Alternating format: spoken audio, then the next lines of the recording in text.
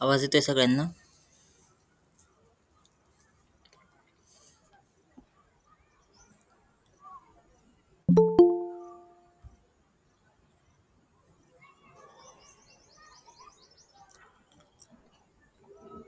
आवाज येतोय का?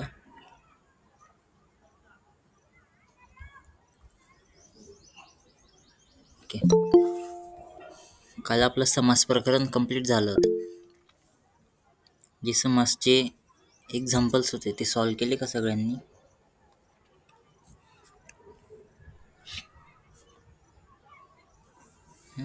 ठीक आहे. तर हे जे समासचे एक्झाम्पल त्याचे उत्तर बघू आपण आता.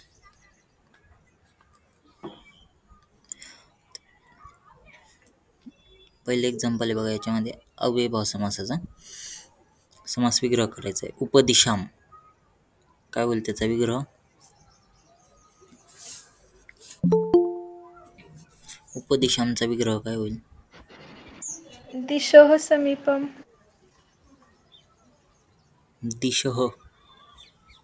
दिशः समीपम नाही येणार त्याचा विग्रह. दिशायाः समीपम. दिशायाः समीपम येईल. दिशायाः दिशा शब्द येतो. दिशा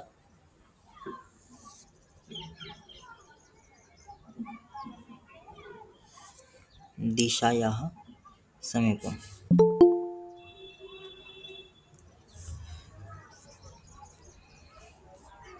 पुढे निर्दोषम. पण सर त्याचं ते विभक्तीनुसार दिक दिशो दिशः असं त्याची षष्टीचं प्रथम म्हणजे एकवचन दिशा येते ना. दिशा शब्द आहे ना तो. दिशा शब्दानुसार त्याचे दिशायाः येईल. ओके. मूळ शब्द काय त्याचा? दिक जर का घेतला, दिश शब्द शकारांत, दिशा येईल. बरोबर आहे.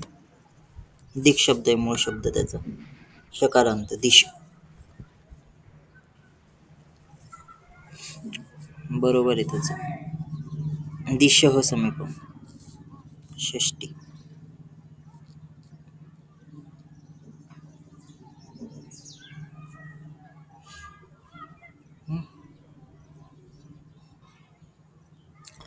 उपदिशाम दिशः समीपम. दिश शब्द आहे मूळ शकारांत शब्द येतो, शकारांत स्त्रीलिंगी.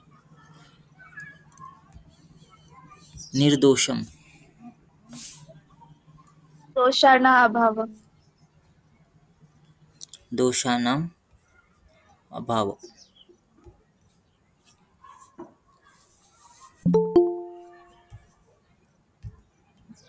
दोषानाम अभाव कोणता आलेला आहे तिथे?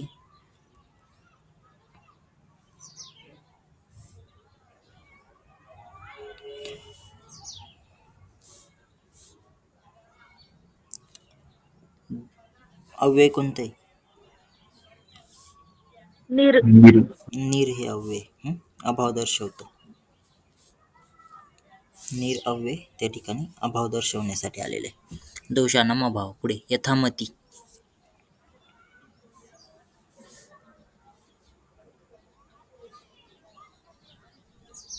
यथामती काय येईल?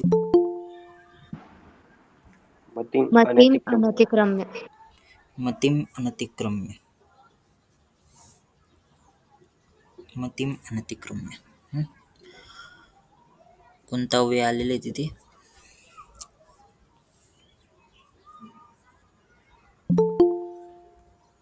अव्यय कोणता आहे? यथा. यथा आला का अनतिक्रम्य यायचं. यथामती मतिम अनतिक्रम्य. पुढे अनुरथम. रथस्य पश्चात. रथस्य पश्चात.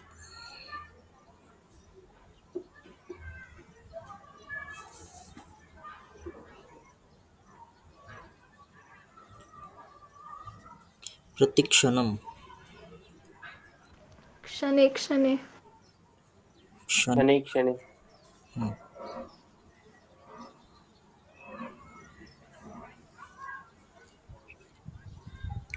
क्षणे क्षणे.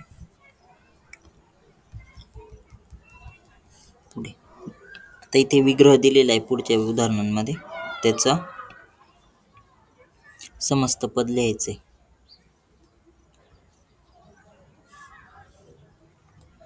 दिने दिने काय येईल समस्त पद?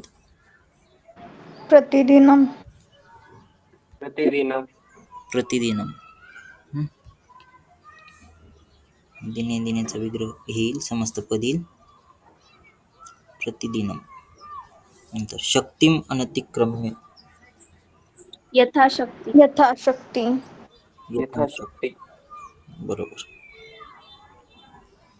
यथाशक्ती. देव्याम इति. अधिदेवी.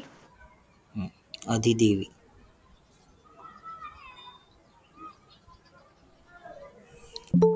व्रतस्य योग्यम. अनुव्रत. अनुव्रतम. बरोबर. व्रतस्य योग्यम अनुव्रतम. नंतर रथेन युगपत.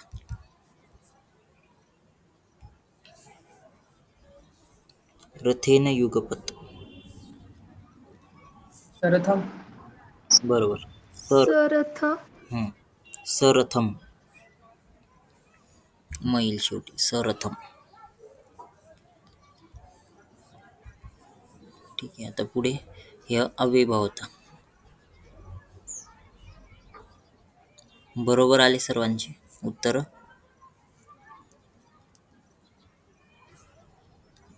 हे उत्तर आले का बरोबर अव्ययभावचे?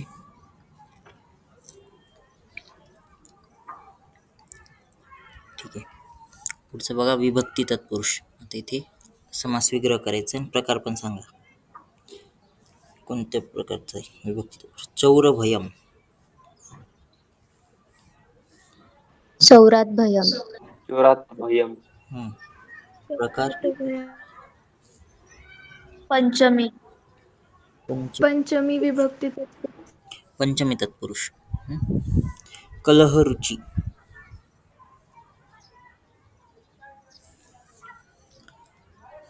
कलहरुची. आता कलहरुचीचा अर्थ समजून घ्या आधी. कलहचा अर्थ होतो भांडण, क्लेश. तर त्या भांडणामध्ये ज्याला रुची आहे असं. कलहरुचीचा विग्रह काय होईल मग? भांडणामध्ये रुची म्हणजे आवड. कलहरुचीचा विग्रह काय झाला? कलहाय रुचिः. भांडणामध्ये आवड. कलहे रुची. कलहे रुची. तो रुच धातू नका घेऊ इथे. ती चतुर्थी केली रुचनुसार केली असेल, पण तो रुच धातू नाही इथे. रुचीचा तो रोचते असेल त्यावेळेस चतुर्थी होते. या ठिकाणी नाही लागत तो नियम. याचा अर्थ झाला भांडणामध्ये रुची म्हणजेच कलहे रुची. मध्ये सप्तमी.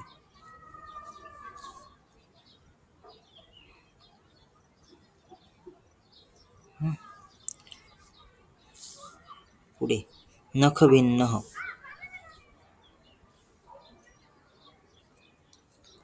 नखभिन्न. नखैः भिन्नः. नखैः भिन्न. धर्मभ्रष्ट.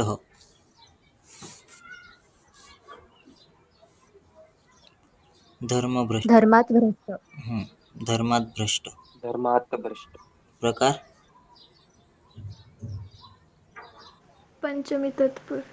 याचा काय होता नखही भिन्नचा? तृतीया तत्पुरुष. दुःखातीत. दुःखातीत. दुःखम अतीत. बरोबर. काय येईल प्रकार? तृतीया तत्पुरुष. द्वितीय तत्पुरुष. कोणता प्रकार आला हा? द्वितीय तत्पुरुष. द्वितीय तत्पुरुष. बरोबर. दुःखम द्वितीय आलेली. ठीक आहे. आता पुढे समास विग्रह दिलेला आहे. समस्त पद सांगा. धर्मस्य लक्षणम. धर्मलक्षणम. धर्मलक्षण. प्रकार षष्ठी तत्पुरुष. षष्ठी तत्पुरुष. जले मग्नः. जलमग्न. जलमग्नः. प्रकार सप्तमी तत्पुरुष. सप्तमी तत्पुरुष. बरोबर. पुढे मात्रा सदृशः. माता सदृशः. मात्रा सदृशः. ओके.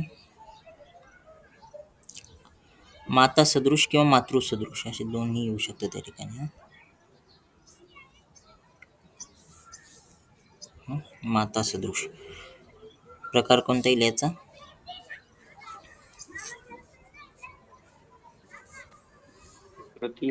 तृतीय तत्पुरुष. विद्यायाः आलयः. विद्यालयः. प्रकार चतुर्थी तत्पुरुष. चतुर्थी तत्पुरुष. कस काय? कोणती विभक्ती? विद्यायाः. षष्ठी तत्पुरुष. षष्ठी तत्पुरुष. चतुर्थी काय येते? विद्याये. विद्यायै. इथे विद्यायाः आहे. शब्द पाठ करा. माला शब्दानुसार विद्या शब्द चालेल. मालायाः षष्ठी, विद्यायाः षष्ठी. हरिणा त्रातः.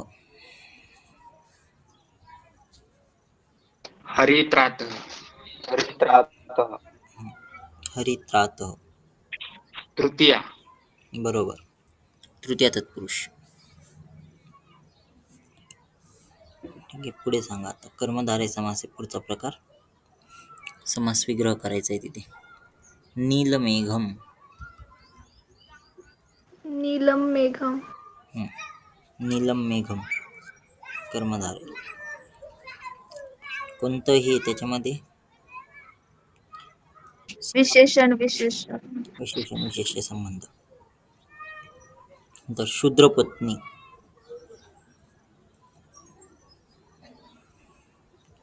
शूद्रपत्नी.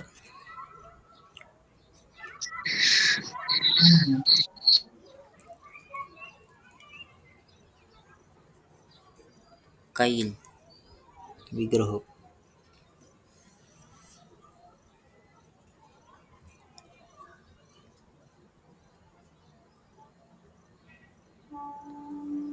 विशेषण कोणते आणि विशेष्य कोणते ते सांगा. शूद्र विशेषण पत्नी विशेष्य. शूद्र विशेषण पत्नी विशेष्य. बरोबर. आता पत्नी शब्द कोणत्या याच्यामध्ये, कोणतं लिंग आहे पत्नी शब्द? स्त्रीलिंग. स्त्रीलिंग. मग शूद्र शब्दाचं स्त्रीलिंगी करावं लागेल. पत्नी शब्द स्त्रीलिंग म्हणून शूद्र शब्दाचं स्त्रीलिंगी काय होईल?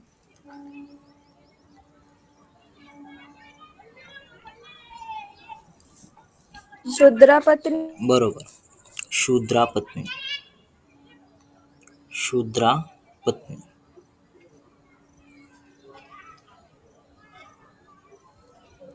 असा विग्रह करायचा. शूद्रा पत्नी.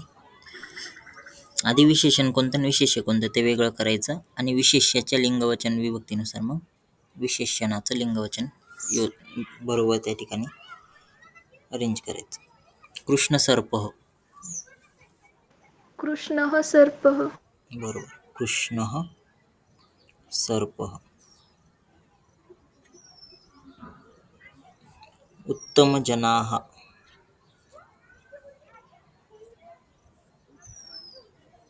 उत्तमजनाः. उत्तमा जनाः. बरोबर. उत्तमाः जनाः. जनाः शब्द बहुवचन म्हणून उत्तमाः शब्द पण बहुवचन.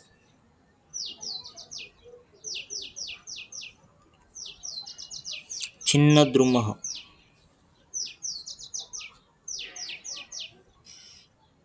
छिन्नद्रुमः.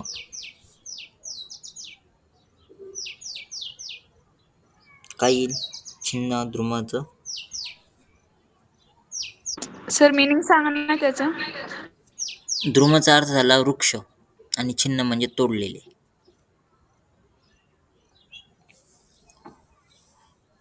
विशेषण कोणतं आणि विशेष्य कोणतं आहे त्याच्यात? चिन्ह विशेषण. विशेषण. आणि द्रुम द्रुम विशेष्य. विशेष्य. मग आताचा विग्रह काय होईल मग? छिन्नः द्रुम. द्रुम. बरोबर. छिन्नः द्रुमः.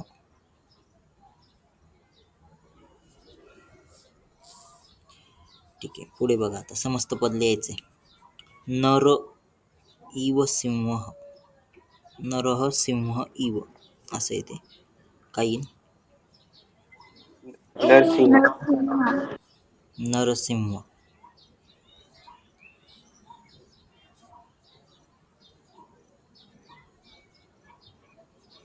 श्रेष्ठा बालिका. श्रेष्ठ बालिका. बालिका. श्रेष्ठ बालिका. त्या ठिकाणी तो आकार चालला जाईल. श्रेष्ठ बालिका मधला आकार काढून श्रेष्ठ बालिका असं. महान उत्सव. महोत्सव. महोत्सव. महोत्सव.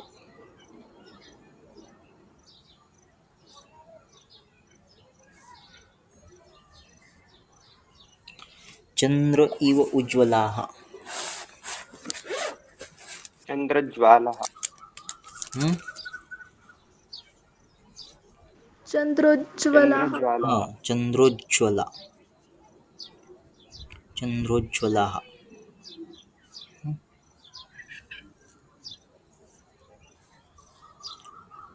चंद्रोज्ज्वला.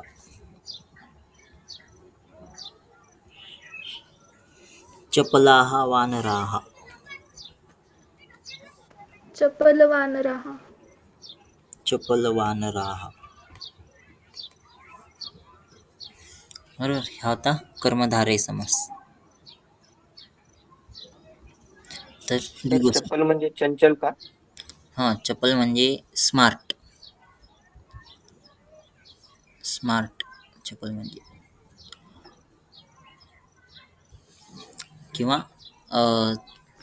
चपळचा अर्थ असा पण घेऊ शकतो, एकदम तेज, तेज तर्रार, त्याला म्हटलं चपल. पंचवटी याचा विग्रह सांगा. द्विगु. द्विगु समास. पंचवटी. 55 वाट्यांना समान. पंचानाम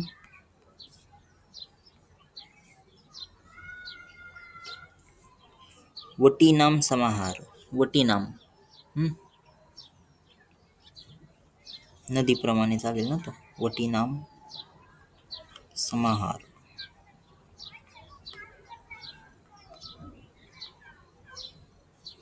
नंतर त्रिभुवनम. त्रयांना भुवांना समाहार.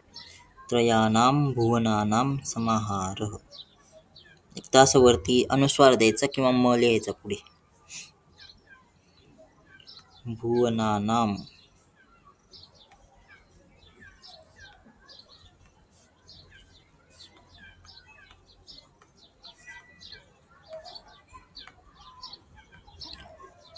अष्टाध्यायी. अष्टानाम अध्यानाम समाहार. बरोबर. अष्टानाम अध्यायानाम समाहार.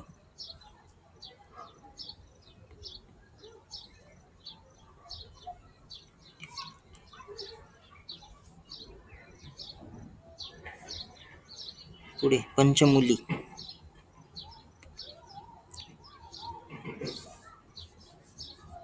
पंचमुली.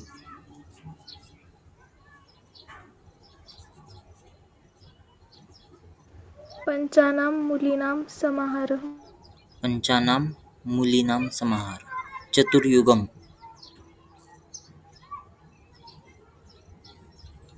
चतुर्युगम.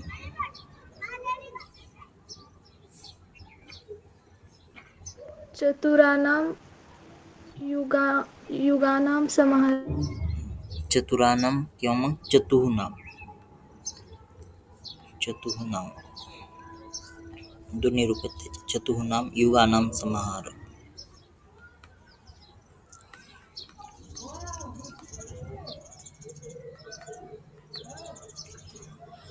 नंतर हे समास विग्रह दिलेला आहे. पुढे त्याचा समास काय सांगा. समजतं. पंचानाम तंत्राणाम समाहार.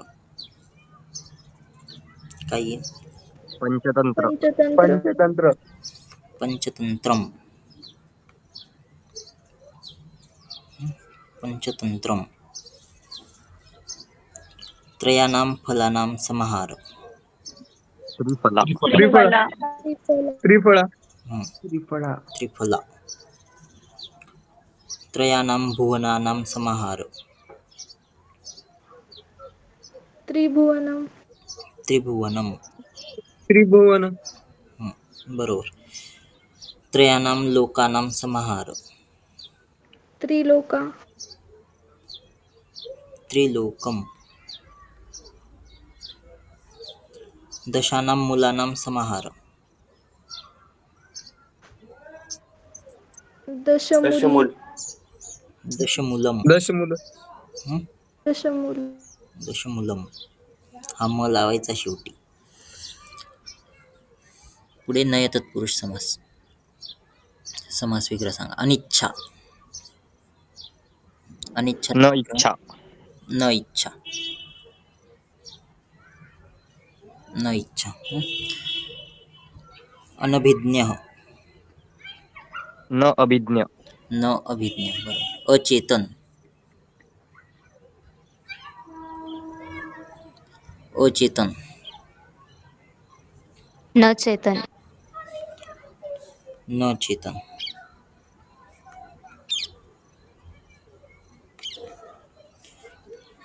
नंतर अभाव.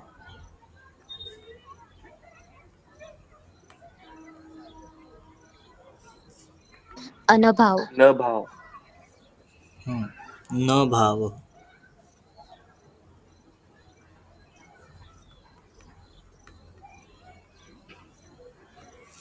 नंतर अनुत्साह. उत्साह. न उत्साह. न उत्साह.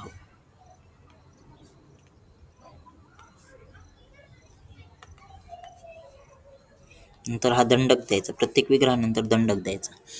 न एक. आता विग्रह जे दिले त्याचे समस्त पद सांगा. न एक. अनेक. अनेक. अनेक. न कार्यम. अकार्य. अकार्यम. बरोबर. अकार्यम. अनेक. हं? अकार्यम. पुढे न भिन्न. अभिन्न. अभिन्न. न अपेक्ष. अनपेक्ष. अनपेक्ष. न योग्य. अयोग्य. अयोग्य. बरोबर. अयोग्य. हं? हा सगळ्यात सोपा समास पूर्ण समास प्रकरणातला नय तत्पुरुष. पुढे उपपद तत्पुरुष समास. विग्रह सांगा. स्वर्णकार. स्वर्ण करोति इति. स्वर्णम करोति इति.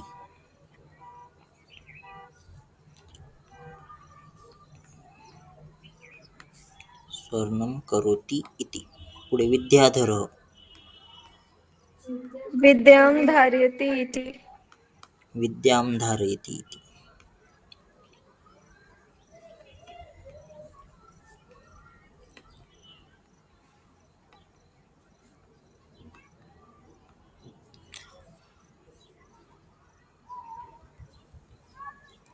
जलदः. जलं ददाति इति. जलं ददाति इति. पयोदः.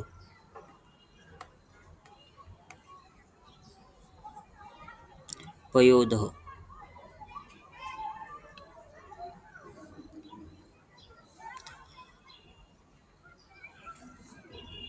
स्वयं ददाति इति.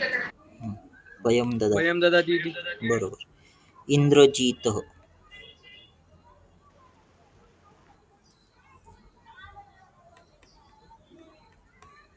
इंद्रजीतः. इंद्रं जायते इति. जायते नाही. जायते म्हणजे निर्माण होणे. जित हे जयति जयती. जयती म्हणजे जिंकणे. जायतीसाठी जह येतं. इंद्रम जायती इति असं असतं ना, तर इंद्रजह आलं असतं त्या ठिकाणी. इथे जित आहे.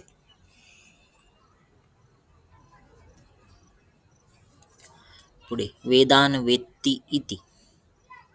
समस्त पद सांगा.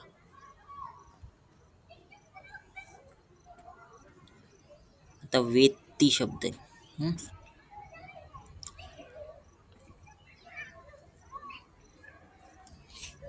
सर अर्थ सांगा ना. वेदान वेत्ती. वेत्तीचा अर्थ होतो वेद जाणणारा किंवा वेद सांगणारा. वेत्ती, वदतीचं वेत्ती झालेलं ते. वेत्ती सांगणारा.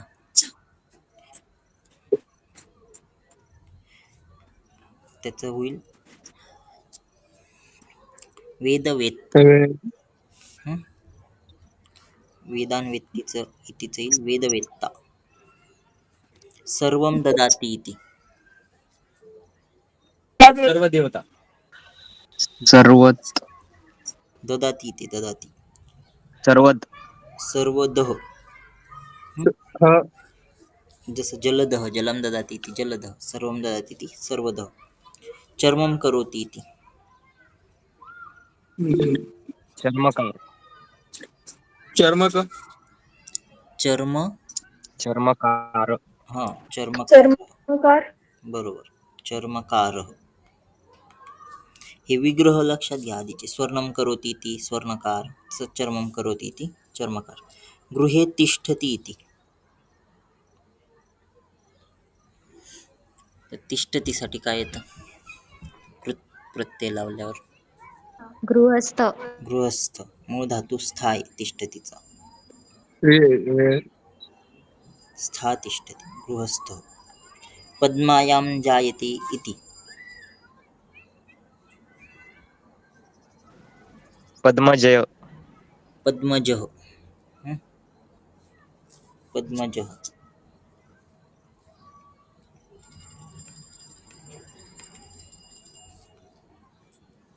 ठीक आहे. आता पुढे इतर येतं द्वंद्व. विग्रह सांगा त्याचा. रामलक्ष्मणौ.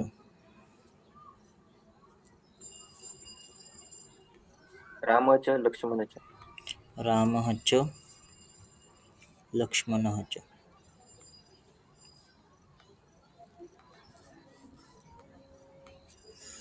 हरिहरौ.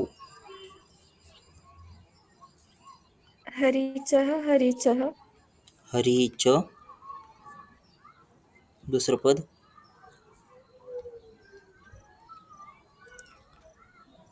पद काय?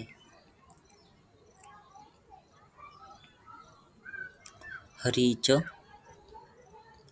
हरः च.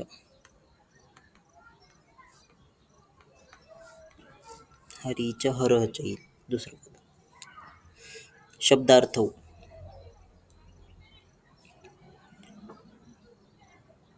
शब्दच अर्थच. बरोबर. शब्दः च अर्थः च. सुख दुःखे. सुखम च दुःखम च. सुखम च दुःखम च. सुखम दुःखम च. सीतारामो. सीता च रामः च. सीता च रामः च.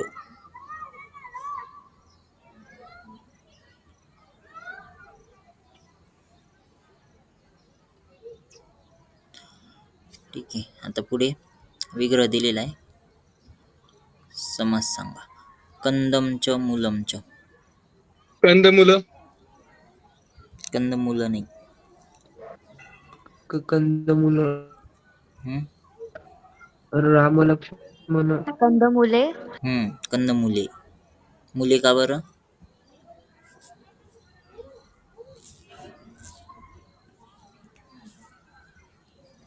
कंदमूल चुकीचा विग्रह आहे आणि कंदमुले बरोबर आहे. का? काय? हा जो मुले आलं इथे. मुलं आले तिथं. मुलम.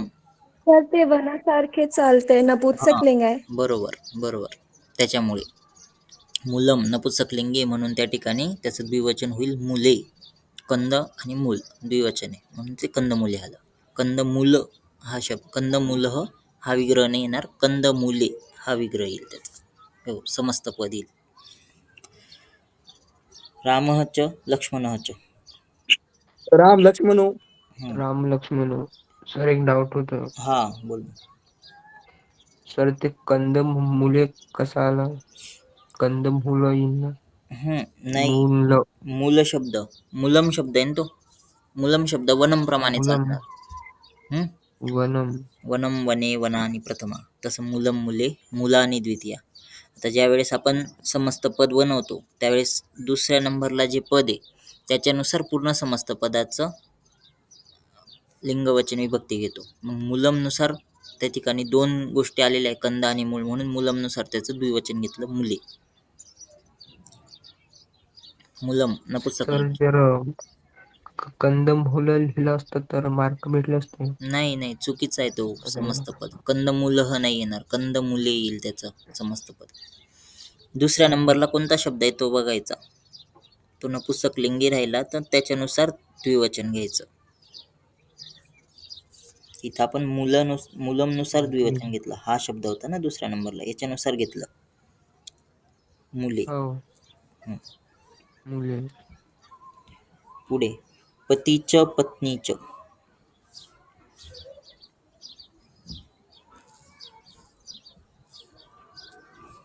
पती पत्न्यौ. पती पत्न्यौ बरोबर. पती पत्न्यौ. आता तुमचे शब्द जर का पाठ राहतील तर या ठिकाणी द्विवचन बहुवचन लवकर लक्षात येतात. दर्शनः च स्पर्शनः च प्रश्नः च. दर्शन स्पर्शन प्रश्न आहे. प्रश्नही नाही, प्रश्नही नाही. विभक्ती सांगितली प्रश्न. नाही. प्रथमाच विभक्ती तिथे.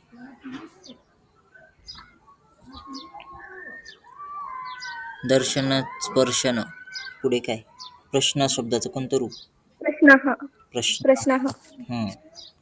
प्रश्नाः. जर का लिहिलेलं असतं तर बहुवचन. दर्शनाच्या स्पर्शनाच्या प्रश्नः च तैहि असं राहिलं असतं तर त्या ठिकाणी प्रश्नही झालं असतं. तिथे तसं काही दिलेलं नाही तैहि वगैरे, म्हणून त्या ठिकाणी सरळ सरळ प्रथमाचंच रूप घ्यायचं. प्रश्नही तृतीया झालं ते. आणि तिथे जर का मेन्शन केलेलं असतं तैहि सांगून तृतीया करायची असं तर तिथे प्रश्नही करायचं. पुढे वात पित्त कफाः.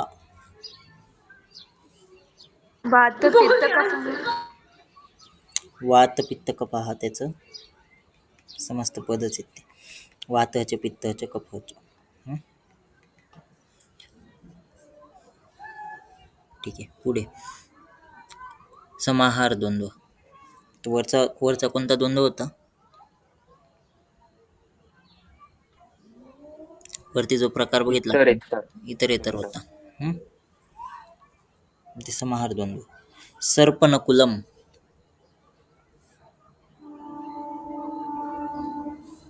याचा विग्रह कसा होईल?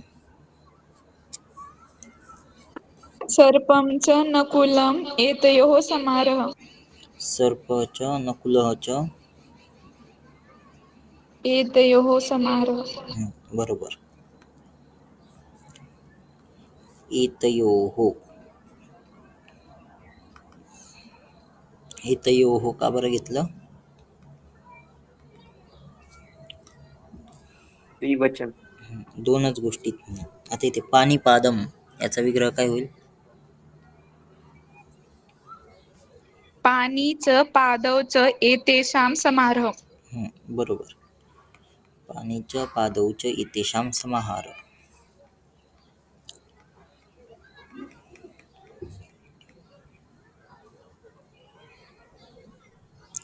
मुखनासिका.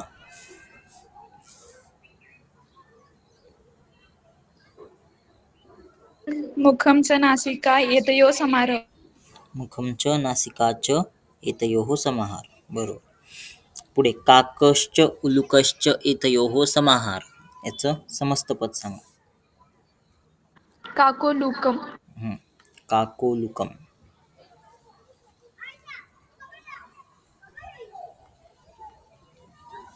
शीतं च उष्णं च एतयोः समाहार. शीतोष्ण. शीतोष्णम. बरोबर. गजः च तुरगः च एतयोः समाहार. काय येईल? गज तुरगम. गजतुरगम. बरोबर. गजतुरगम.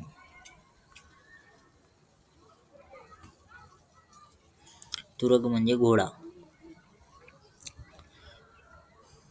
ठीक आहे. हे होते द्वंद्व समास. आले बरोबर आले सगळ्यांचे.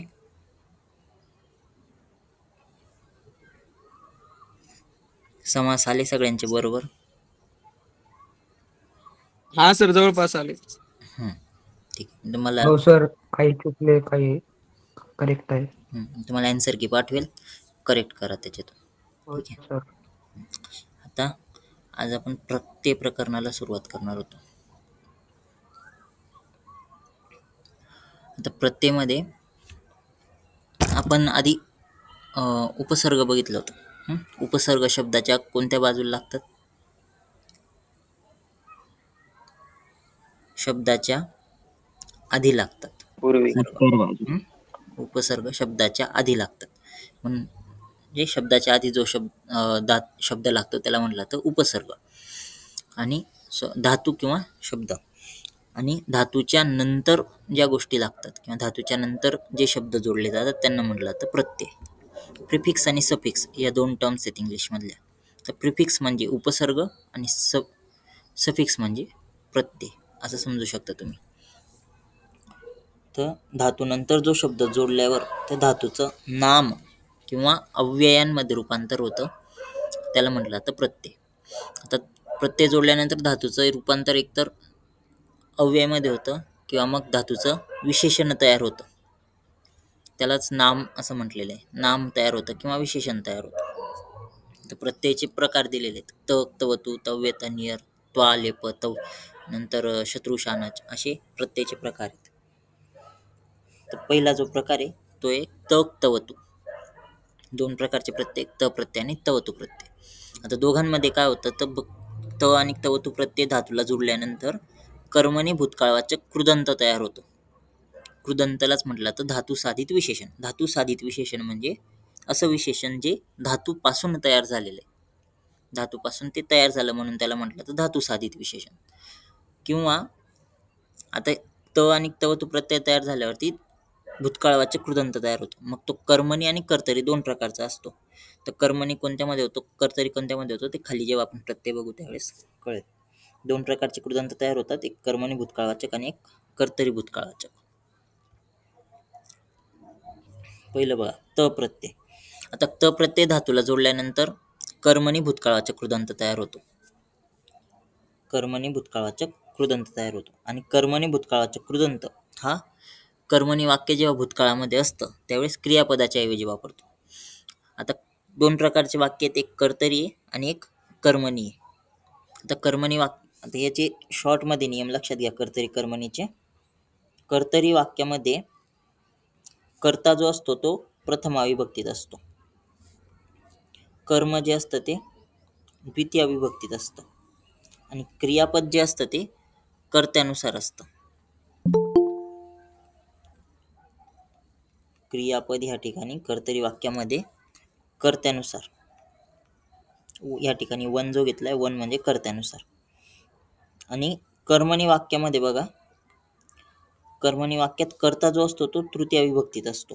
कर्म जे असतं ते प्रथम विभक्तीत आणि क्रियापद जे असतं ते कर्माच्या पुरुष वचनानुसार असतं. तर हे कर्तरी आणि कर्मणीच्या शॉर्टमध्ये लक्षात राहू दे. दोन प्रकारचे प्रयोग असतात वाच्यप्रयोग, एक कर्तरी प्रयोग आणि कर्मणी प्रयोग. डिटेलमध्ये आपण वाच्यप्रयोग शिकणार त्यावेळेस बघू. आता हे जे प्रत्यय वापरले जातात हे कर्तरी आणि कर्मणी असे दोन प्रकारचे प्रत्यय तयार होतात. त आणि तवतू लावल्यावरती अधिक त प्रत्यय जेव्हा धातूला लागतो त्यावेळेस कर्मणी कृदंत तयार होतो. तर ते कर्मणी कृदंताचं काम काय असतं, तर ज्यावेळेस वाक्य भूतकाळामध्ये त्यातल्या त्यात ते कर्मणी वाक्य आहे, त्यावेळेस क्रियापदाच्या ऐवजी आपण त प्रत्यययुक्त धातू वापरू शकतो. तर त प्रत्यय धातूला जोडल्यानंतर त किंवा इत हा धातूला लागतो, त किंवा इत लागतो. जसं मूळ धातू त्याला त प्रत्यय लागला तर तयार होतो कर्मणीभूत कृदंत. तसं भू धातू आहे, भू धातूला जर का त प्रत्यय लावला तर तयार होईल भूतः. आता भूतः हे पुल्लिंगी झालं देवप्रमाणे, भूता हे स्त्रीलिंगी आणि भूतम हे नपुसकलिंगी. तर कर्माचं जे लिंग असेल त्याच्यानुसार ते पुल्लिंग स्त्रीलिंग नपुसकलिंगी वापरायचं. आता हे विशेषण आहे त्याच्यामुळे याचे 3 रूप, पुल्लिंगमध्ये पण रूप होतील, स्त्रीलिंगमध्ये पण होईल आणि नपुसकलिंगमध्ये पण रूप तयार होतील. तसंच पठ, पठ प्लस इत. आता पठ धातूला इत लावल्यावरती त प्रत्यय लावल्यावरती हे रूप तयार होतात, पठितः पठिता पठितम. त्याचा वाक्यात उपयोग कसा करायचा ते बघा. तर हे कळालं की कर्मणी भूतकृदंत तयार होतो, म्हणजेच काय, तर कर्मणी वाक्यामध्ये याचा उपयोग होईल. कर्मणी वाक्यात उपयोग होईल म्हणजेच त प्रत्ययुक्त शब्द कशानुसार चालेल, कर्त्यानुसार का कर्मानुसार.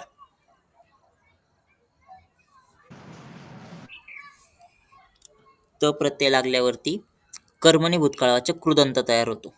मग जेव्हा आपण त्याला वाक्यामध्ये उपयोग करणार तर वाक्य कर्मणी असणार आहे. तर वाक्य जर का कर्मणी आहे तर हे जे आपण क्रियापदाच्या ऐवजी त प्रत्ययुक्त शब्द वापरणार आहे तो कशानुसार वापरणार, कशाच्या लिंगवचन विभक्तीनुसार घेणार, कर्त्याच्या का कर्माच्या, कर्मनुसार. कर्माच्या लिंगवचन विभक्तीनुसार. म्हणून आता इथे वाक्य बघा, मया सुभाषित माला पठिता. आता ह्या ठिकाणी या वाक्यामध्ये सुभाषित माला, लिंग कोणतं आहे सुभाषित माला शब्दाचं, स्त्रीलिंग. स्त्रीलिंगी, म्हणून तिथे पठिता स्त्रीलिंगी आलं. तसंच मया पुस्तकम पठितम, ह्या ठिकाणी पुस्तकम नपुसकलिंगी म्हणून पठितम शब्द सुद्धा नपुसकलिंगी घेतला. तर मया ग्रंथः पठितः, या ठिकाणी ग्रंथ शब्द पुल्लिंगी म्हणून पठितः शब्द पण पुल्लिंगी आला.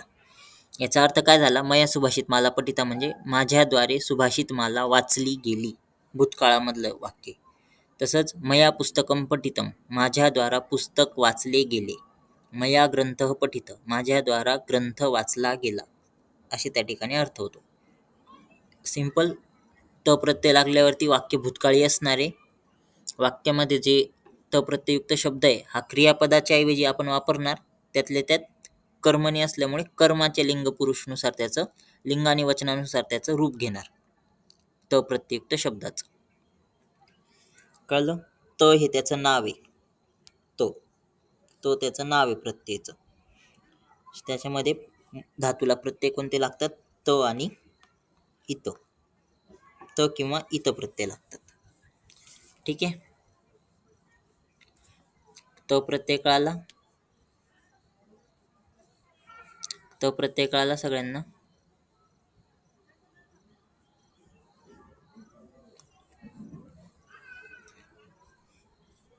आणखी बघ, गम धातू असेल, आता गम धातूला जर का त प्रत्यय लावला,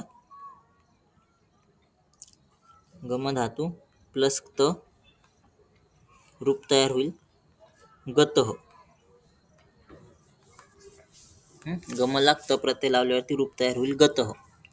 आता याचं वाक्य कसं तयार होईल, त्याचा वाक्यात उपयोग करायचा आहे. आता आपण एक वाक्य बघितलं असेल, रामः ग्रामम गच्छति. हे वाक्य वर्तमान काळातलं वाक्य, कर्तरी वाक्य. तर तेच जर का आपण कर्मणीमध्ये घेणार असेल तर रामः प्रथमामध्ये त्याचं तृतीय करावं लागेल रामेन. ग्रामः शब्द, ग्रामम शब्द द्वितीयामध्ये त्याचा प्रथमा होईल ग्रामः आणि पुढे गतः लागेल. रामेन ग्रामः गतः, राम गावाला, रामाद्वारे गावाला गेले जाते. तर त प्रत्यय लागल्यावरती अशी रूप तयार होतात. मूळ धातूला त लावायचा. जसं गमला त लागला, गतः रूप तयार झालं. नी धातूला जर का त प्रत्यय लागलं तर काय रूप तयार होईल, नी प्लस त,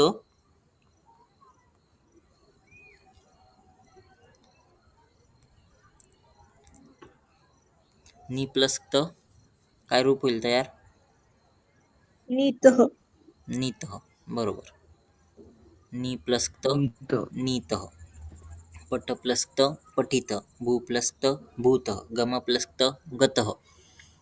तसंच रच प्लस त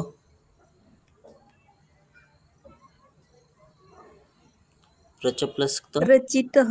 रचितः.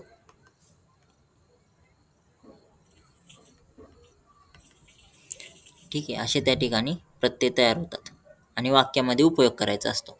त प्रत्यय वाक्यात उपयोग करताना एक लक्षात ठेवायचं, त प्रत्यय हा कर्मणीभूत कृदंत तयार करतो, म्हणून वाक्य कर्मण्य असलं पाहिजे. कर्मणी वाक्य कसं असतं? कर्ता तृतीया विभक्तीत आणि कर्म प्रथमा विभक्तीत. त प्रत्ययचं वाक्य बनवताना ह्या 2 गोष्टी लक्षात ठेवायच्या. कर्ता आणि कर्म ह्या 2च गोष्टी अरेंज करायच्या. तुमच्याकडे त प्रत्ययुक्त शब्द आधीच असतो, ते क्रियापदाच्या जागी ठेवायचा. ठीक आहे, कळालं?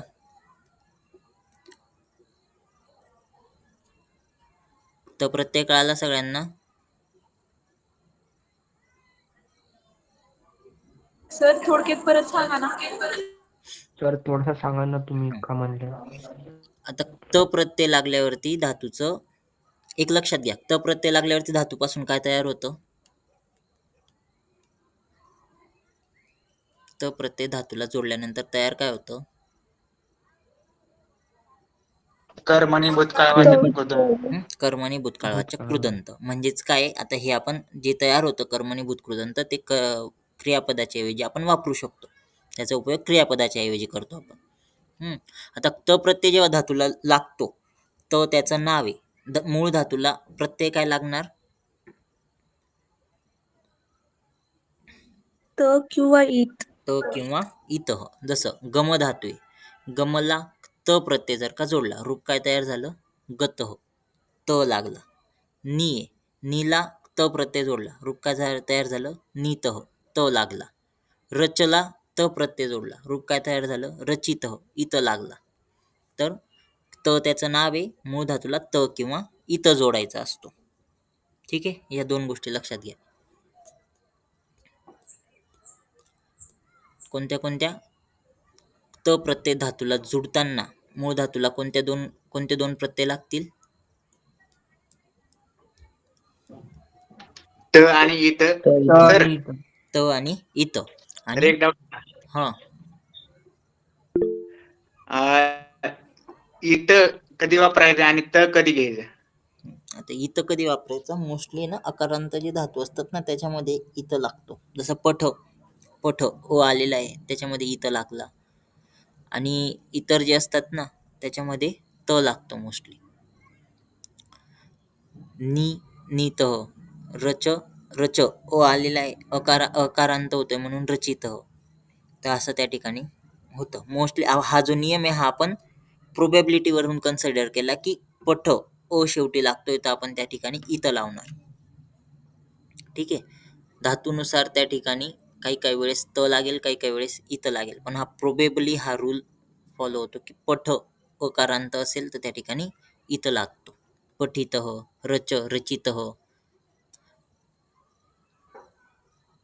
गम असेल आणि म ज्याच्या शेवटी येतो त्याला त लागतो. गम गतः, रम रतः. तर असं काही नियम आहेत. ठीक आहे, त प्रत्यय कळाला. आता त प्रत्ययचं जेव्हा वाक्य बनवणार त्यावेळेस कोणत्या 2 गोष्टी लक्षात ठेवणार? कर्ता कोणत्या विभक्तीत घेणार वाक्य बनवताना? तृतीयामध्ये. आणि कर्म प्रथमामध्ये. आता हे कशासाठी? कारण की कर्मणी वाक्य तयार करतो आपण म्हणून. पुढचा प्रत्यय येतो तवतू प्रत्यय. आता कर्मणी जेव्हा आपण त प्रत्यय जोडत होतो धातूला त्यावेळेस कर्मणी वाक्य तयार होत होतं, कर्मणी भूत कृदंत होता तो. आणि तवतू प्रत्यय ज्यावेळेस जोडतो धातूला त्यावेळेस कर्तरी भूत कृदंत तयार होतो. कर्तरी भूत कृदंत. आता कर्तरी भूत कृदंत म्हणजेच काय? तर कर्तरी वाक्य ज्यावेळेस भूतकाळात असेल त्यावेळेस हे जे कृदंत तयार होतं ते आपण क्रियापदाच्या ऐवजी वापरू शकतो. तर तवतू प्रत्यय जेव्हा धातूला लागतो त्यावेळेस तवत किंवा इतवत धातूला लागतं. तवतू त्याचं नाव आहे, धातूला जुडतं. तवतू हे त्याचं नाव आहे फक्त, धातूला तवत किंवा इतवत लागणार.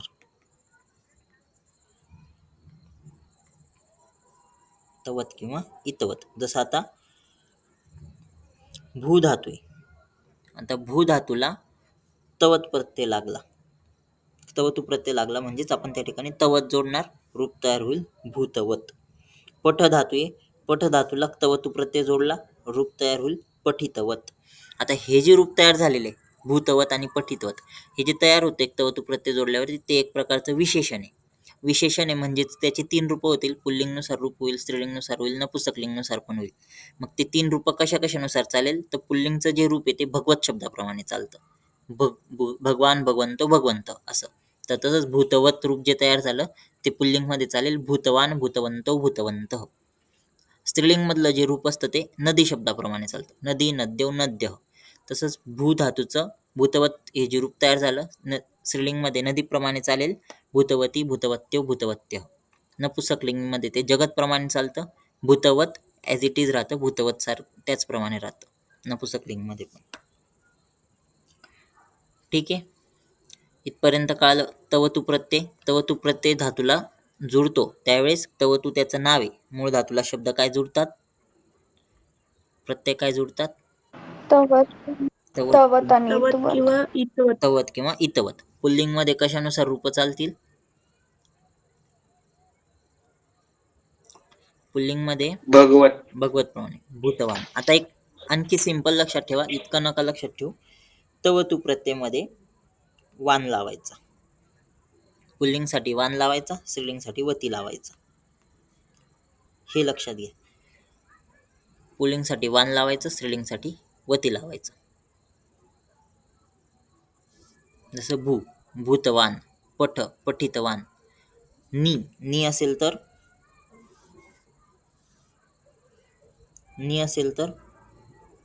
नी प्लस तवतू काय होईल,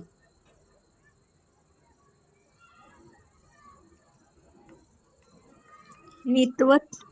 हा नितवत नपुंसकलिंगी झालं. पुल्लिंग आणि स्त्रीलिंगची रूप सांगा. नितवान, नितवती.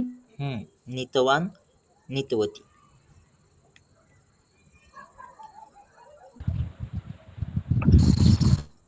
गम असेल तर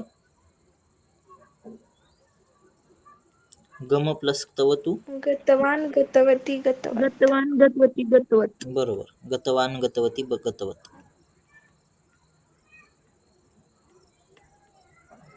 सर नी म्हणजे काय हो, नितवान म्हणजे काय? नी म्हणजे नेणे, नितवान म्हणजे नेले, एका ठिकाणाहून दुसऱ्या ठिकाणी नेणे याला म्हटलं जातं नितवान.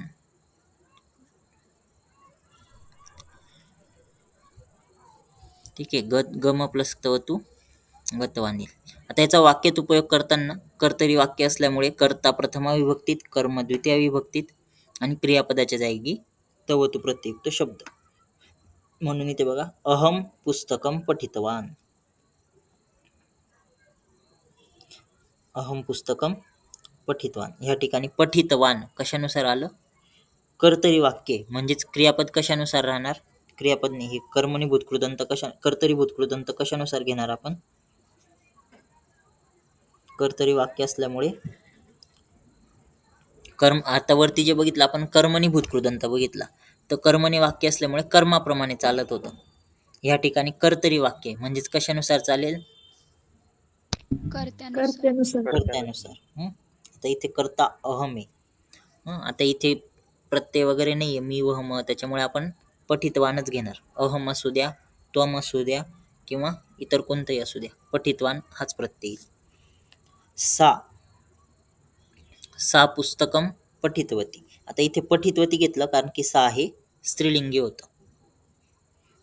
आता इथे अहम वरून आहे ना आपल्याला लिंग निश्चय होत नाही, मग तुम्ही अहम पुस्तकम पठितवान पण करू शकता आणि अहम पुस्तकम पठितवती पण करू शकता. कारण की अहम जो म्हणणारा व्यक्ती आहे तो मुलगा पण असू शकतो, मुलगी पण असू शकते. त्याच्यामुळे अहम लिंग निश्चय करत नाही. पुस्तकं पठितवान पण बरोबर येईल, अहम पुस्तकं पठितवती ते पण बरोबर येईल. तसंच बघा, राम गावाला गेला हे वाक्य तयार करायचं आहे.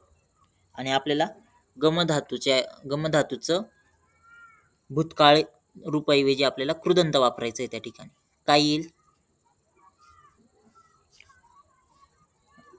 रामः ग्रामं गच्छति हे जे वाक्य आहे ते आपल्याला भूतकाळात करायचंय आणि कृदंत वापरायचा आहे. रामः ग्रामं गतवान. बरोबर, रामः ग्रामं गतवान. आता हे जे आहेत ना, याच्यावरून पण तुम्हाला कर्तरी कर्मणी विचारू शकतात. आता हे जे आपण बघितलं कर्तरी कर्मणी, याच्यावरून कसं विचारू शकतात? हे वाक्य दिलेलं राहील असं, रामः ग्रामं गतवान, आणि तुम्हाला म्हटलेलं राहील कर्मणीमध्ये करा. आता कर्तरी टू कर्मणी करताना जो कर्ता आहे तो तृतीयामध्ये घ्यायचा. आता इथे प्रथमामध्ये चेंज करताना याला तृतीयामध्ये घ्यायचा. रामेन हे जे कर्म आहे इथे द्वितीयामध्ये चेंज करताना प्रथमामध्ये घ्यायचं. आता इथे आपण बघितलं गम धातूला तवतू प्रत्यय जोडल्यावरती गतवान तयार झालं, कर्तरी भूत कृदंत. आता जर का आपल्याला ते कर्मणीमध्ये करायचंय तर कोणता प्रत्यय लागेल? गम धातूला त प्रत्यय लागेल. आणि गम धातूला त प्रत्यय लागल्यावरती रूप काय तयार होतं? गत गतः. गतः. आणि काय? रामेन ग्रामः गतः. असं आपण कर्तरी कर्मणी विचारू शकतो. ठीक आहे, हे दोन प्रत्यय कळाले, त आणि तवतू.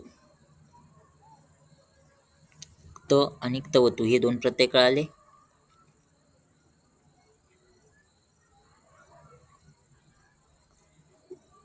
त नाव आहे, त्या प्रत्ययाचं नाव एक त. मूळ धातूला प्रत्यय कोणते लागतात?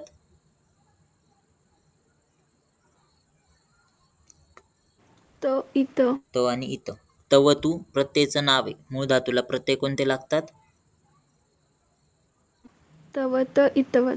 तवत आणि इतवत. आता तवत जे त्याचं पुल्लिंगमध्ये रूप काय तयार होतं? जसं समजून घ्या, गम धातू आहे, तवतू लागला, पुल्लिंगमध्ये रूप काय तयार होईल? गतवान. गतवान. गतवान. नि धातू आहे, नि धातूचं पुल्लिंगमध्ये रूप काय तयार होईल? नि प्लस तवतू, नीतवान. नितवान. रच धातू आहे, रच धातू, रच प्लस तवतू, पुल्लिंग रूप काय तयार होईल? रचितवान. बरोबर, रचितवान. रचितवान.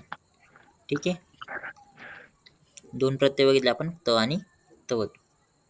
आता तुम्ही काय करायचं, धातूची लिस्ट बनवायची आणि टेबल बनवायचा एक. पहिला जो कॉलम आहे त्याच्यामध्ये धातू लिहायचे सगळे, आणि दुसऱ्या कॉलममध्ये त प्रत्यय, प्रत्येक धातूच्या समोर त्याचं त प्रत्ययाचं रूप लिहायचं. असं तिसऱ्या कॉलममध्ये तवतू प्रत्यय, पुढे एक एक एक जसं जसं प्रत्यय येत जाईल तसं ती लिस्ट भरत जायची. ठीक आहे, धातू कुठून घेणार? सिलेबसमधून धातू घ्यायची.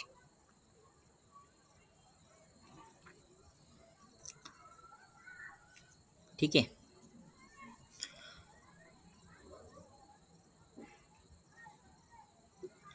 कळालं? हे त आणि तवतू प्रत्यय, दोन प्रत्यय बघितले आपण, कळाले सगळ्यांना?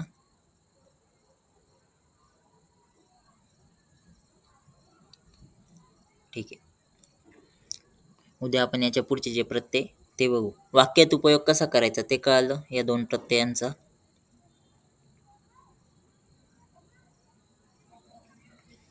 ओके, तर आपण आता पुढचे प्रत्यय बघू, उद्या पुढचे प्रत्यय बघू. कोणाला लंगलकारचे रूप कोणाला सांगितलं ते पाठ करायला? हां, केलेत पाठ? हो सर. हां, सांग. परस्मैपद लंग लकार, अम व म स तम त ताम अन, आत्मनेपदी प्रत्यय ई वही मई, हा इताम ध्वम त इताम अंत. बरोबर. धातू चालवता येईल याच्यामध्ये एखादा? ह्या प्रत्ययांमध्ये पठधातू, पठधातूची रूप चालवता येतील याच्यामध्ये. आता हे जे प्रत्यय कशामध्ये कामात येतात? तुम्हाला प्रत्येक धातूची रूप चालवायची असतात याच्यामध्ये, किंवा धातूचं रूप दिलेलं असेल, ह्या प्रत्यय लागलेले असतात प्रत्येक धातूला मागे. जसं पट धातू घेतला तर पठला लट लकाराचे प्रत्यय लागल्यावरती रूप तयार होतात. पठामी, पठाव, पठाम, पठसी, पठतम, पठसी, पठत, पठत, पठती, पठतम, पठंती. तसंच प्रत्येक धातूचा हे प्रत्यय लागल्यावरती वेगवेगळी रूप तयार होतात. ठीक आहे. हे जे प्रत्यय आहेत हे पाठ केल्यावरती धातू पण चालवता आले पाहिजेत. पुढचा लोट लकाराचे प्रत्यय कोण पाठ करणार? निधी. सगळ्यांनी पाठ करा. निधी बोलून दाखवेल उद्या. ठीक आहे.